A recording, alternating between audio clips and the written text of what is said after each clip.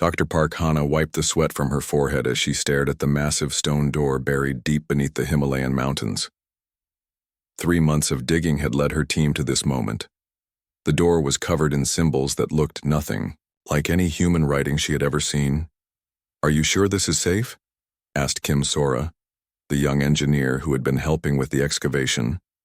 Her voice echoed in the dark tunnel they had carved through tons of rock and ice.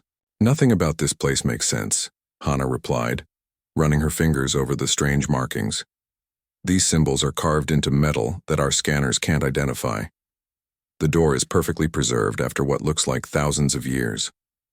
Above, ground, Captain Lee Jamin paced nervously in the command tent. As the leader of Earth's small defense fleet, he had been ordered to watch over this dig site. The Galactic Federation didn't like it when humans explored too much on their own planet. They said it was for Earth's protection, but Jamin knew better. For over 200 years, Earth had been under Federation control. They treated humans like children who couldn't take care of themselves. Human ships were old and weak compared to alien technology. Human colonies were small and carefully watched. The aliens said humans were too violent and primitive to be trusted with real power. "Captain," his communication officer called out, "Admiral Cho Daeho wants to speak with you." Jamin picked up the communicator. "Yes, Admiral?" "How is the dig going?" Cho asked. His voice sounded tired. "The Federation is asking more questions about what we're doing down there. Dr. Park thinks she's close to a breakthrough," Jamin said. "But sir, I'm getting strange readings from my equipment. Whatever is down there is giving off some kind of energy." "Energy? What kind of energy?" "I don't know. My sensors have never seen anything like it." Deep underground, Hana finally found what looked like a control panel next to the door. The symbols glowed faintly when she touched them. "Sora, bring the power scanner here." Sora hurried over with her equipment. "Dr. Park, this is impossible. This thing is still powered after all these years. The energy readings are off the charts. Can you open it?" "I think so, but..." Sora hesitated. "Whatever is behind this door has been sealed for a very long time. Maybe there's a reason for that." Hana looked at the door again. Something about this place felt important, like it had been waiting for them. "Open it." Sora connected her portable power unit to what looked like the door's control system. The symbols began to glow brighter. Then, with a deep rumbling sound that shook the entire tunnel, the massive door began to slide open. Cool air rushed out of the opening, carrying a smell like metal and electricity. Emergency lights flickered on inside, revealing a corridor that stretched into darkness. "This is impossible," Sora whispered. "Those lights just turned on by themselves. After thousands of years, this place still has power." Meanwhile, far across the galaxy, the Galactic Federation's Supreme Council was meeting on the capital world of Nexus Prime.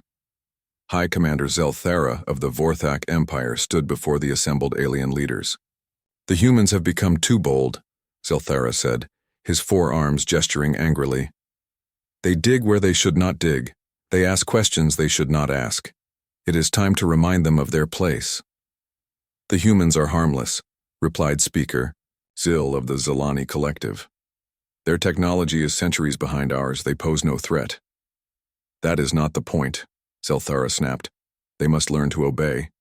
I propose we finally put them to proper use. Their world has resources we need. Their people can work in our mines."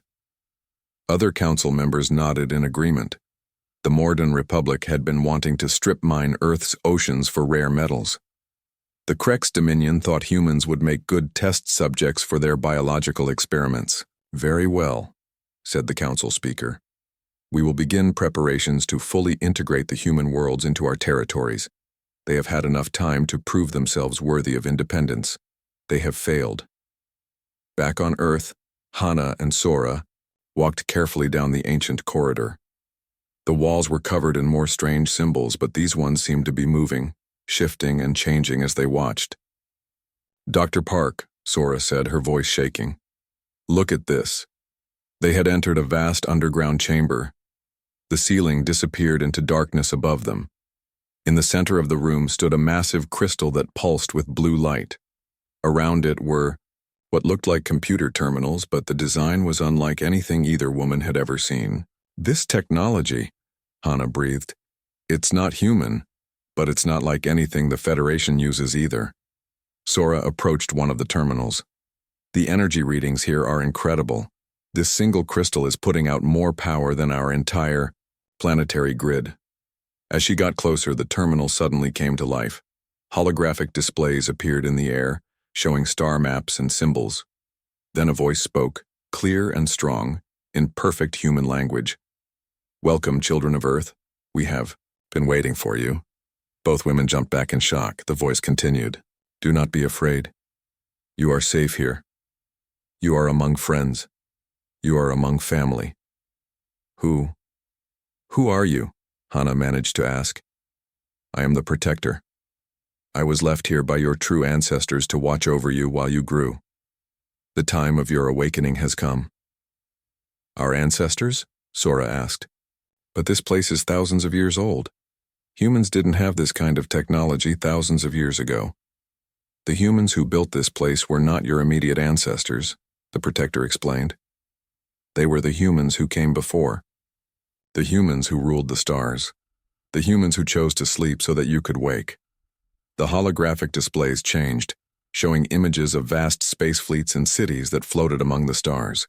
The ships in the images were beautiful and powerful, nothing like the crude vessels that Earth used now. "This is impossible," Hana whispered. "It is not only possible, it is necessary," the Protector said. "Your people face a great danger. The Federation plans to enslave you. They believe you are weak and helpless. They are wrong." Above ground, Captain Jamin's equipment suddenly started going crazy. Energy readings from the dig site were climbing higher and higher. Emergency alarms began sounding throughout the base. "Sir," his communications officer called out, "I'm getting strange signals from orbit. The Federation monitoring satellites are picking up massive energy signatures from our location." Jamin felt his blood run cold. If the Federation detected whatever was happening down there, they would come in force, and Earth's small defense fleet couldn't stop them. "Contact Admiral Cho immediately," he ordered. "Tell him we may have a problem, a very big problem." Deep underground, the Protector continued speaking to Hana and Sora. "The activation of this facility has sent a signal across the galaxy. Every advanced civilization will have detected it. They will come to investigate. Some will come in peace, others will come with weapons." "What do we do?" Sora asked. "You learn," the Protector replied. "You remember who you really are, and you prepare for what is coming." The crystal in the center of the room pulsed brighter, and suddenly the entire chamber filled with light. Images flashed through the air showing the true history of humanity among the stars. It was a history that had been hidden, forgotten, buried beneath centuries of lies. And now it was awakening. The light from the crystal filled every corner of the underground chamber. Dr. Park, Hana, and Kim Sora watched in amazement as holographic images appeared all around them. They saw humans in advanced armor walking through cities made of light and metal. They saw massive ships that could cross the galaxy in days instead of years. "This cannot be real," Hana whispered. "It is very real," the Protector replied. Its voice seemed to come from everywhere at once. "Your ancestors were masters of space and time. They built an empire that stretched across a third of the galaxy. They were called the Flame Bearers because they brought the light of civilization to dark worlds." Kim Sora stared at the images floating around her. "If humans were so powerful, what happened to them? Why don't we have this technology now?" "There was a great plague," the Protector explained. "Not a disease of the body, but a disease of the mind. It spread from world to world, making people forget who they were and what they could do. Your ancestors realized they had only one choice.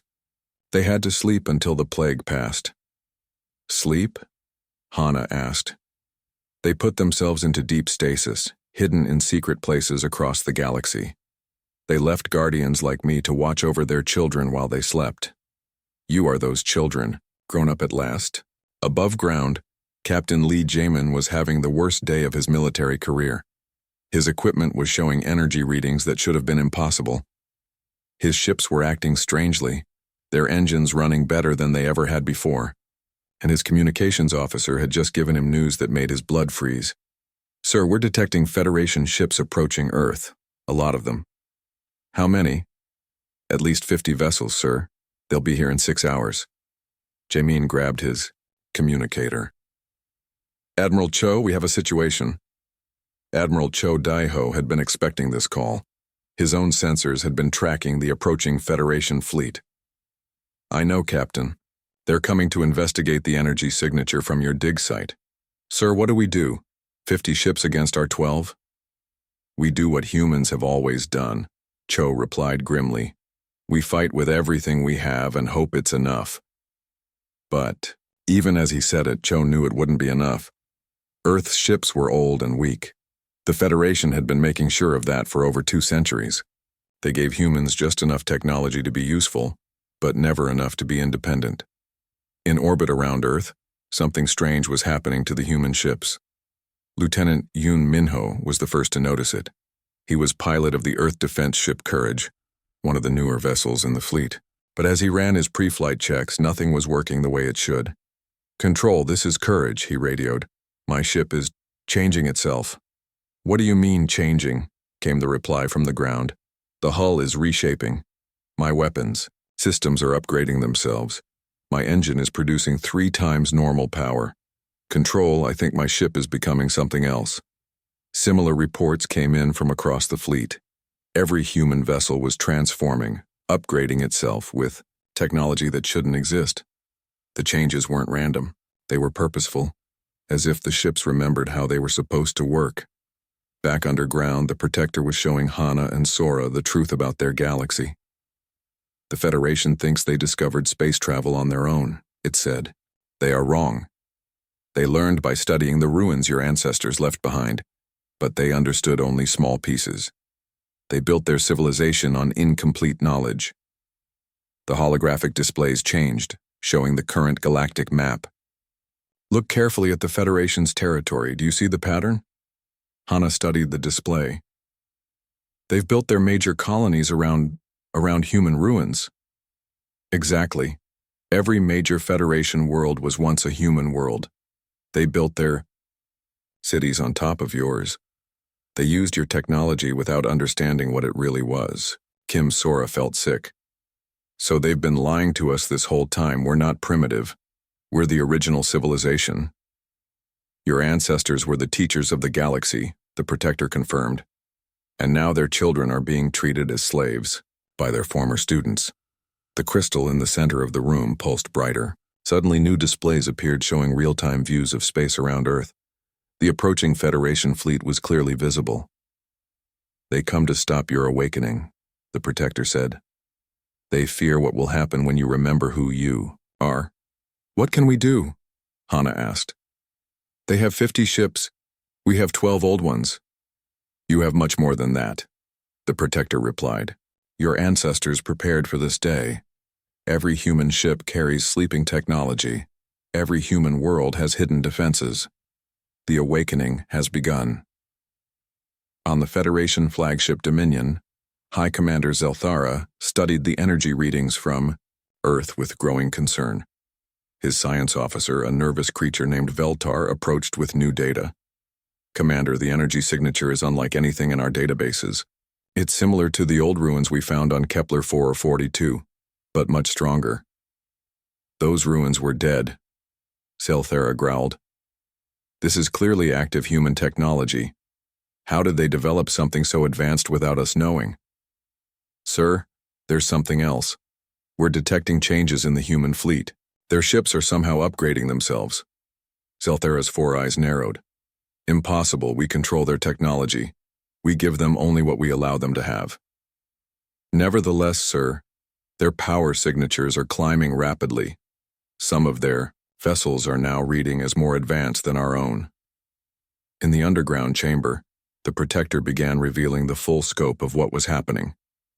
"The signal from this facility has awakened guardians across the galaxy. On every world where humans live, ancient defenses are coming online. Your people scattered among the stars are remembering their heritage. The displays showed human colonies across the galaxy.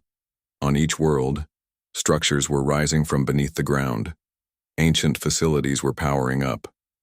Technology that had slept for millennia was waking up. How many colonies? Sora asked.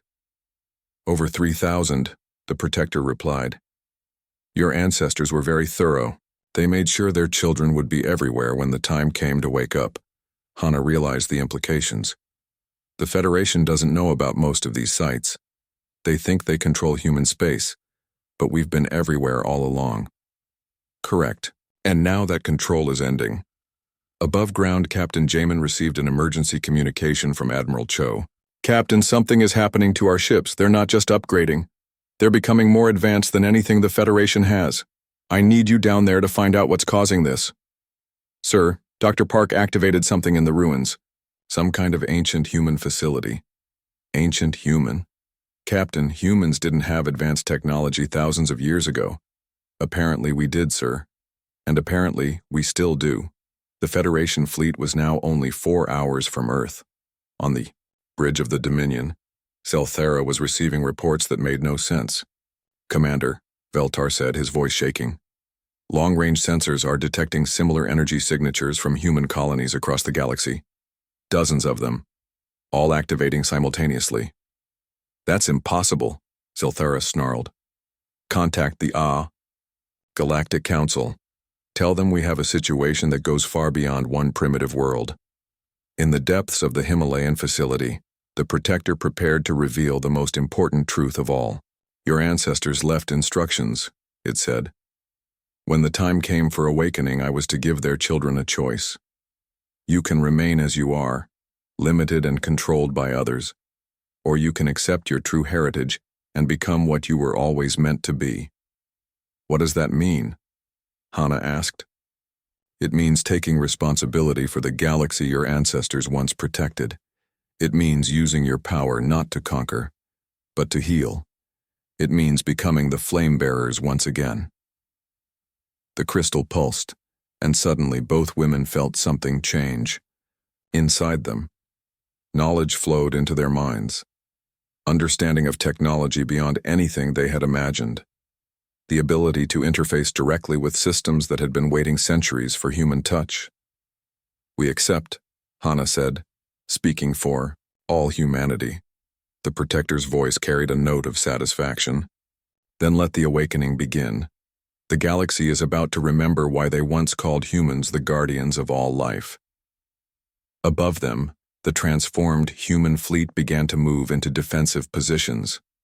But they were no longer the weak vessels that had started the day. They were something the galaxy had not seen for thousands of years.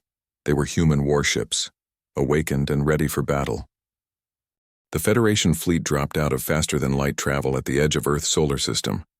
High Commander Zelthera expected to see a primitive world defended by outdated human vessels. Instead, his sensors showed him something that made his blood turn cold. Commander, his science officer Veltar whispered. The human ships, they're not the same ones we had in our database. Zelthera stared at the tactical display. Where there should have been 12 weak Earth vessels, he saw 12 ships that gleamed with unknown technology. Their energy signatures were higher than his own flagship. This is impossible, he growled. Yesterday these humans could barely maintain orbit. Now they're showing power readings that rival our best dreadnoughts.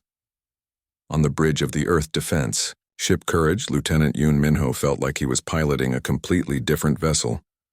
The controls responded to his thoughts before he even touched them. The ship's computer spoke to him like an old friend, showing him weapons and defenses he had never seen before. Courage to Fleet Command, he radioed. My ship is amazing. I've got shields that can stop anything, weapons that could crack a moon, and engines that could outrun light itself. Similar reports came from the entire human fleet. Captain An Jiwon on the destroyer Unity reported that her communication systems could now reach anywhere in the galaxy instantly. Engineering Chief Baek Tae-hyung on the cruiser. Freedom discovered that his ship could repair itself and upgrade its own systems. In the underground facility, Dr. Park Hana and Kim Sora were learning to communicate directly with the Protector through neural interfaces that had grown from the walls. The knowledge flowing into their minds was overwhelming. "I can see everything," Sora whispered. "Every human colony, every hidden facility, every sleeping guardian, we're everywhere." The Federation never knew, Hana realized. They thought they were controlling us, but we were spread across the galaxy the whole time, just waiting. The Bawe. Protector's voice filled their minds. "Your ancestors were very careful. They made sure their children would survive no matter what happened. But they also made sure you would have the power to protect others when you woke up." Above ground, Captain Lee Jamin received an urgent communication from Admiral Cho Deho. "Captain, the Federation fleet is demanding we shut down whatever we activated down there. They're threatening to bombard the dig site. Sir, we can't shut it down. And I don't think we should. Our ships are more powerful now than the entire Federation fleet." "That's what worries me," Cho replied. "If we fight them, we win. But then, what? Do we become the new conquerors of the galaxy?" Deep underground, the Protector heard this conversation through its connection to all human technology. It spoke to Hana and Sora. "Your leader asks the right question. Power without wisdom is what destroyed many civilizations. Your ancestors learned this lesson.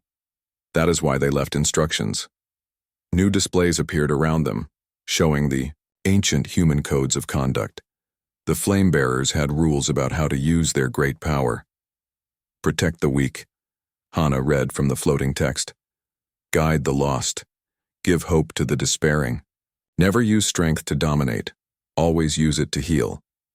This is why your ancestors went to sleep," the Protector explained. "The galaxy was not ready for such power. They waited until their children could handle it wisely." Meanwhile, the Federation fleet moved closer to Earth.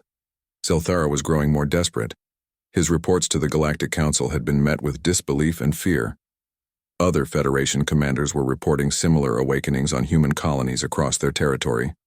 "Sir," Veltar reported, "we're receiving a transmission from Earth." "Put it through."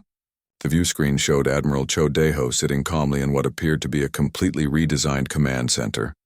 Behind him, holographic displays showed star maps and data streams that the Federation had never seen before. "Hi, Commander." "Zelthara," Cho said politely. "Welcome to Earth's solar system."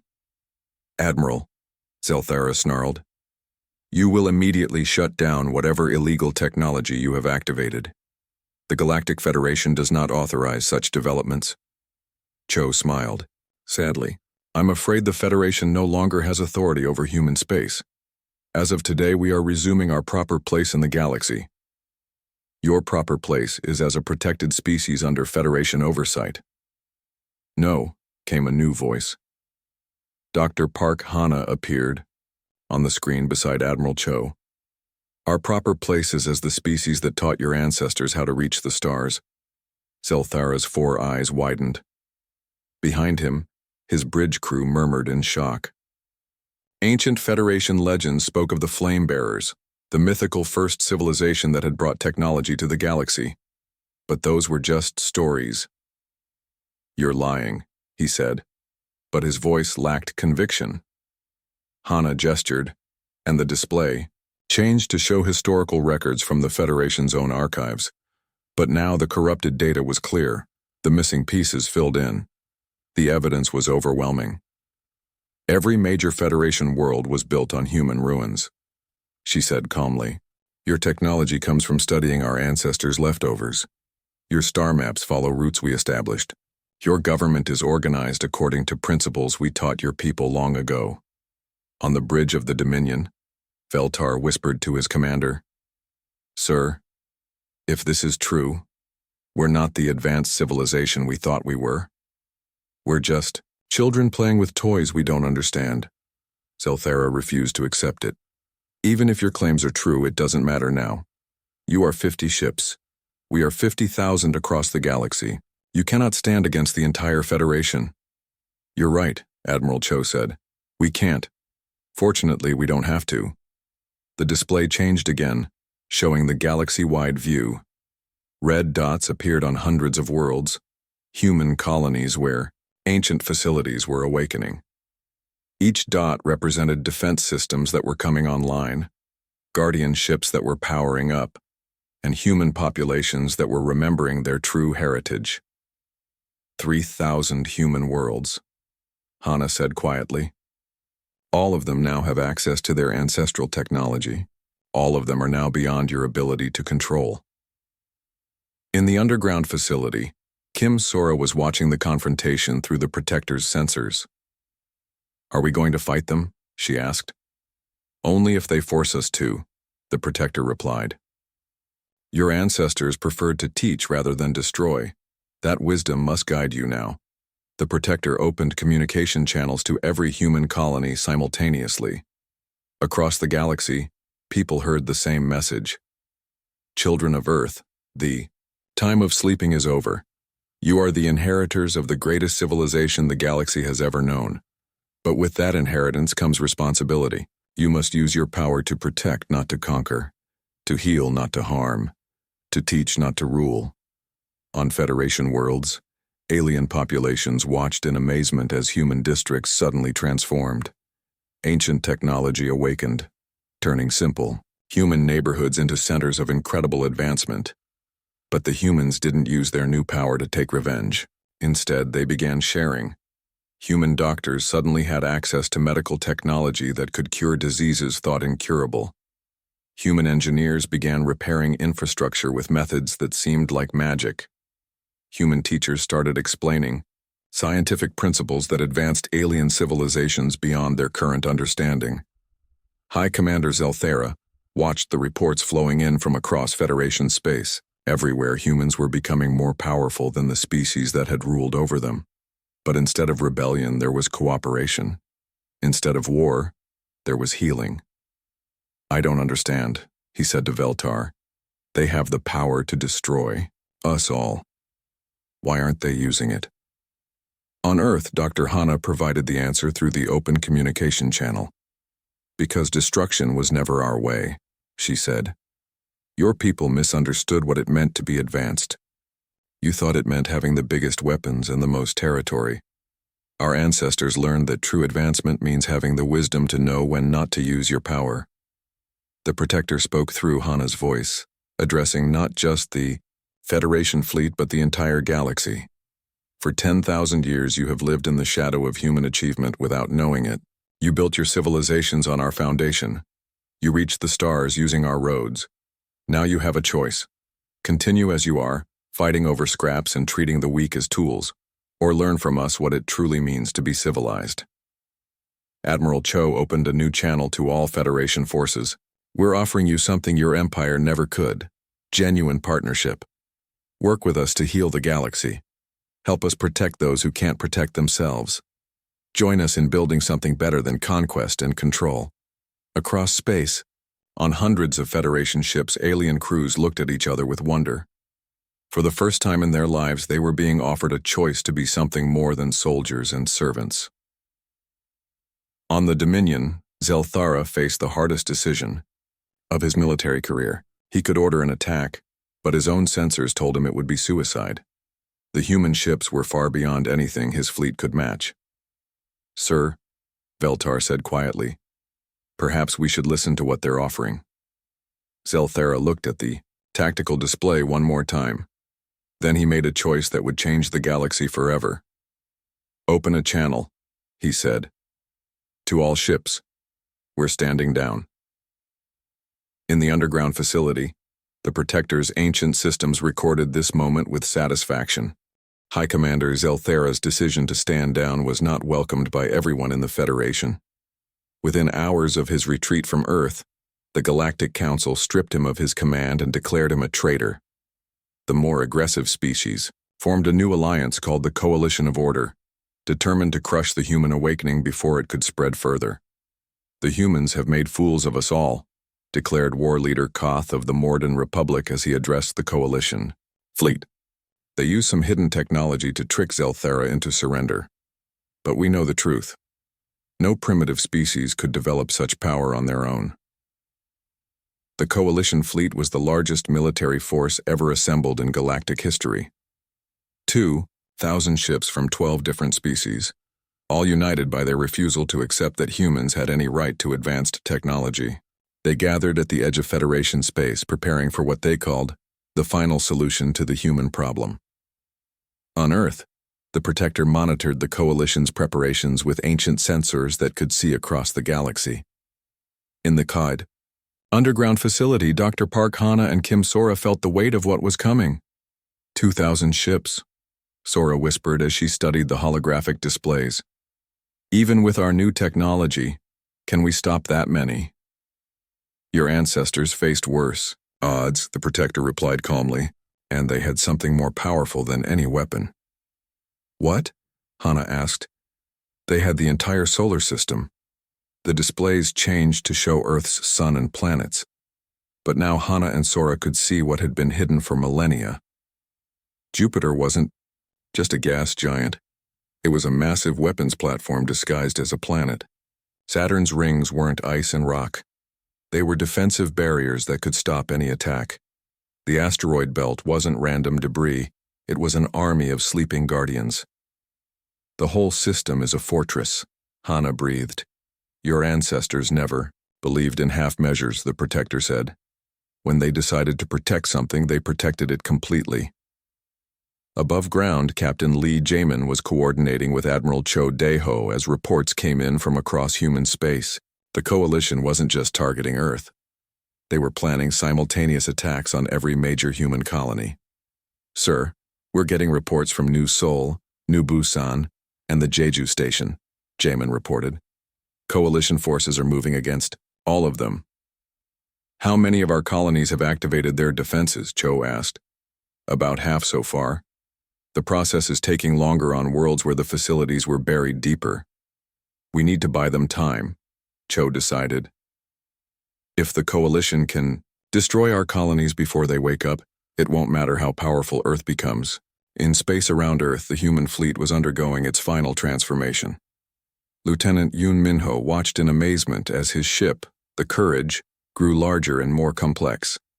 New sections were extending from the hull, creating a vessel 3 times its original size. Fleet Command, this is incredible, he radioed. My ship is building itself new weapon systems. I've got energy cannons that could vaporize a moon and shields that could stop a star. Similar reports came from all 12 ships in Earth's defense fleet. They were no longer just vessels. They were mobile fortresses, each one capable of taking on 100 Coalition ships. But it was what happened next that truly amazed the human crews. From deep space, new ships began to appear. They looked like human vessels, but ancient in design, emerging from hidden bases throughout the solar system. Admiral, Captain An Ji-won reported from the destroyer Unity. I'm counting over 300 ships approaching from the outer planets. They're not showing up on any of our registrations. Those are the Guardians, came Dr. Hana's voice over the communication system. They've been sleeping since our ancestors went into stasis. They're waking up now. The Guardian ships were beautiful and terrible to see. They moved like living things, flowing through space with grace that no artificial vessel should possess. Their hulls seemed to be made of crystallized starlight, and they radiated power that made even the transformed human fleet look modest. The Coalition fleet, meanwhile, had begun its attack on the human colonies. War leader Koth led the assault, a New Seoul personally, confident that his overwhelming numbers would crush any resistance. Begin bombardment, he ordered as his ships approached the human world. Destroy their cities and enslave the survivors.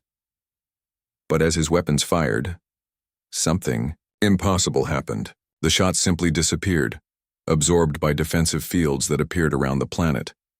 Then the ground itself began to move. Ancient structures rose from beneath New Seoul's surface.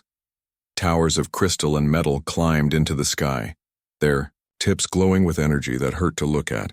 The entire planet was transforming into a fortress.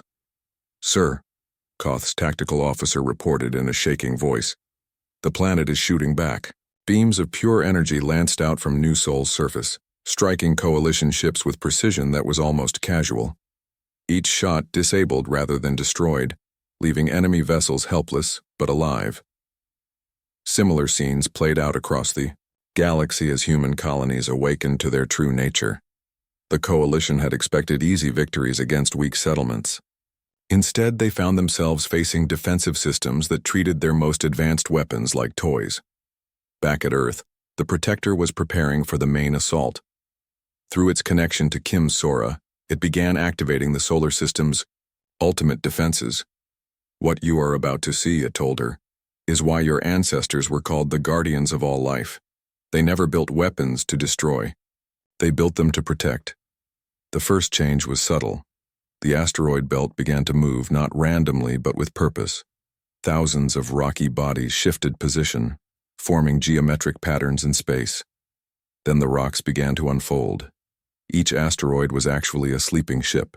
As they awakened, the Coalition scouts watching from the edge of the system saw something that would haunt their nightmares forever. The asteroid belt transformed into a fleet of guardian vessels so numerous that they blocked out the stars.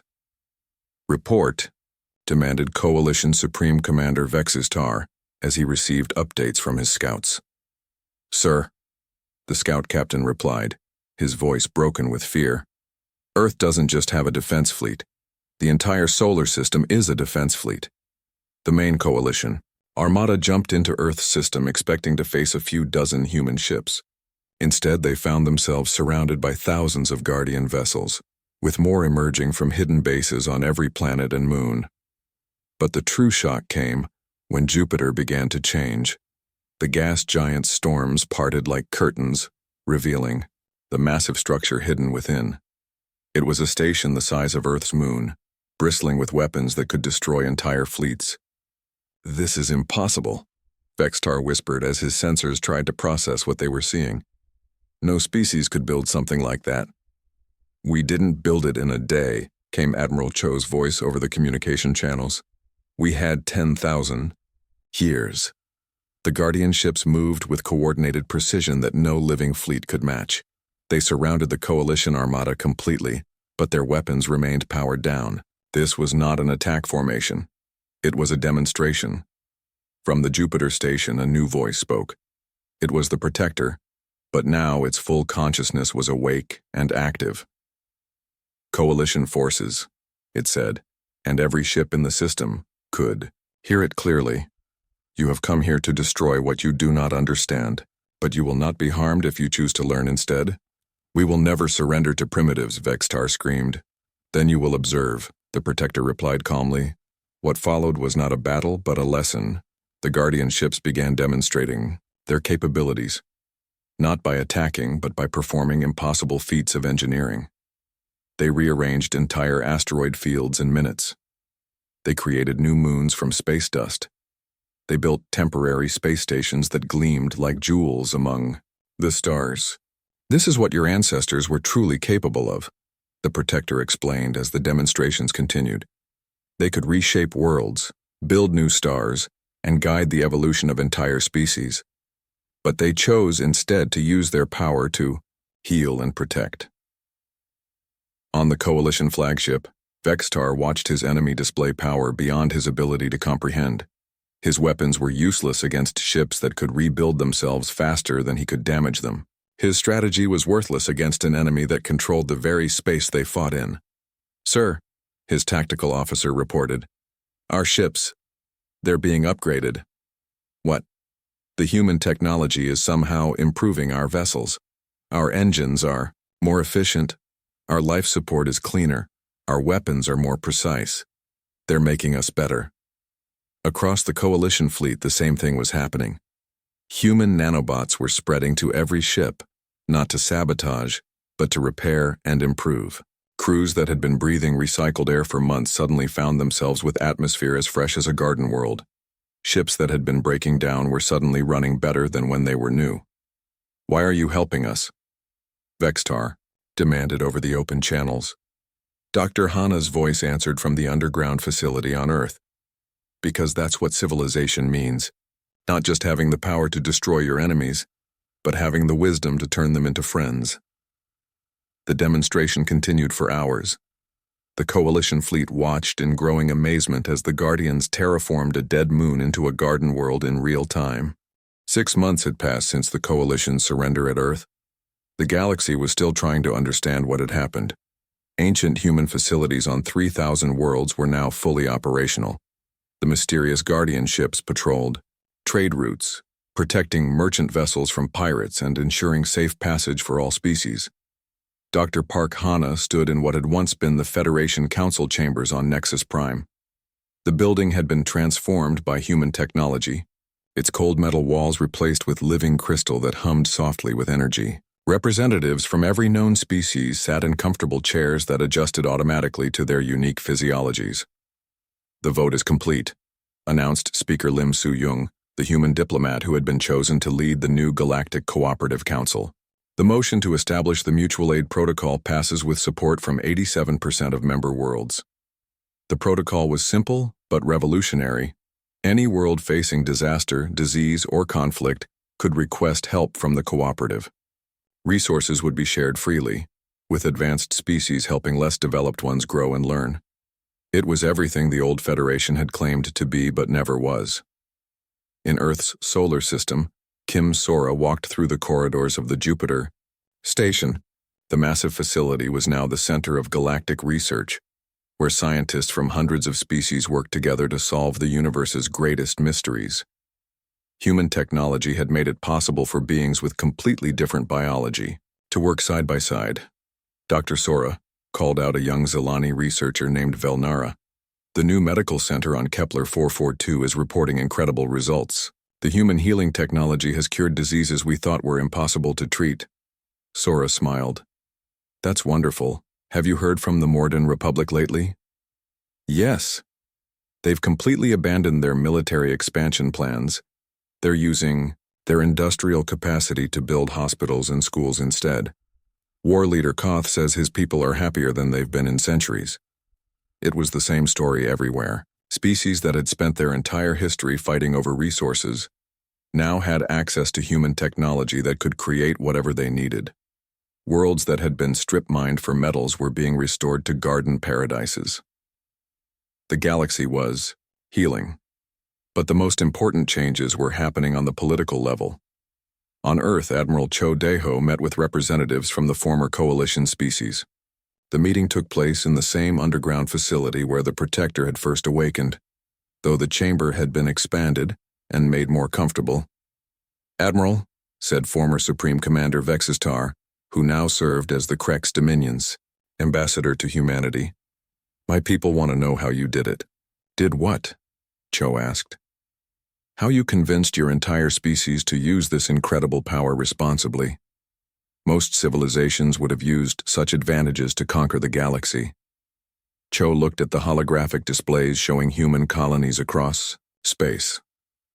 On every world, humans were teaching, healing, and protecting, not ruling. "It wasn't hard," he said simply. "We remembered what our ancestors taught us. Power without wisdom is just destruction.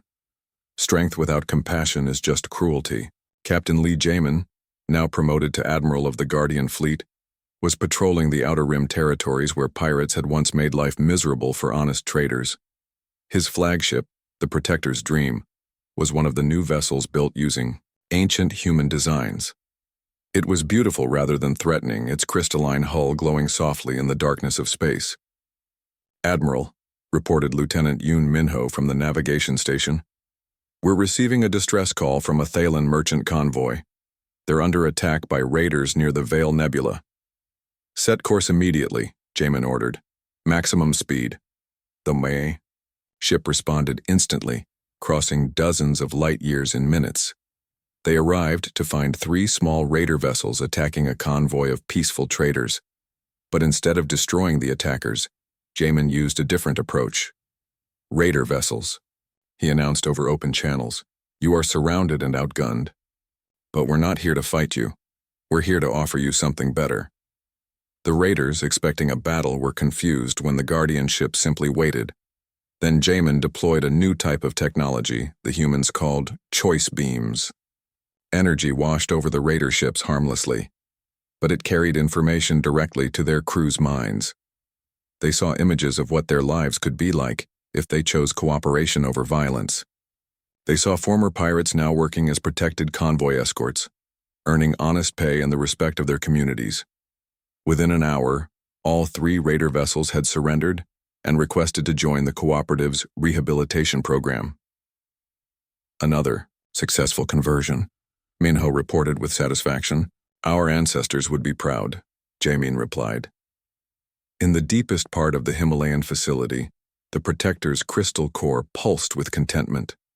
Its ancient consciousness was connected to every human settlement, every guardian ship, every act of healing and protection across the galaxy.